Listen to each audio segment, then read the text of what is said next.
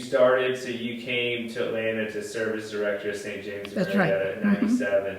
98. 98. That was that's a large congregation, and so that was a big deal to call you as rector. It was.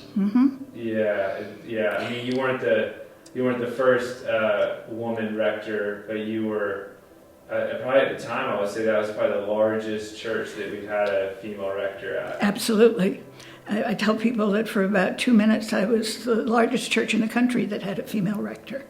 Yeah. But then, things changed rapidly. Yeah. But, yeah, it was interesting because, well, all sorts of stories about people not expecting a woman to be rector of a parish that size. A parishioner, not at St. James, but at a different parish, came up to me one day and he said, I have thought about leaving this church probably half a dozen times.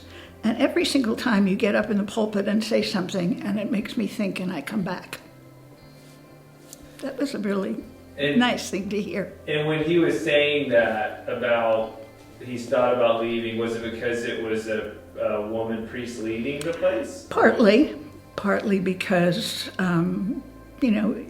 things change. I never thought this is where I would end up, but I definitely feel that God led me to this in a kind of, roundabout way, and it's where I belong and what I need to be doing. So it's been an opportunity for me to do a lot of different things that I didn't ever think I would. And I don't even know where to start. Some of the stuff in this diocese, some stuff in other dioceses that allowed me to be in leadership positions and to interact with people who were absolutely fascinating and wonderful and godly people who taught me a lot. And it helped me to be with people in a way that I couldn't have been before. It reminds us of the struggle. It helps us to actually celebrate the ministry of women in the church, and maybe to highlight how far we've come, and what it means to be an inclusive church.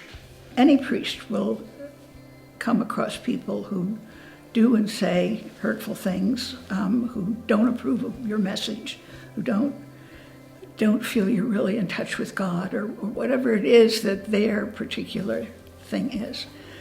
But I would say to a woman who's interested, or probably anybody who's interested, why do you want to do it? Why do you want to be ordained? And the best priests I know went through a period of saying, that's crazy, I don't need to be ordained. To really look at it very deeply and figure out what's pushing you into this. And if it's God calling, then it'll call through all sorts of situations, and that's what will make you have the resources and the spiritual strength to be a priest.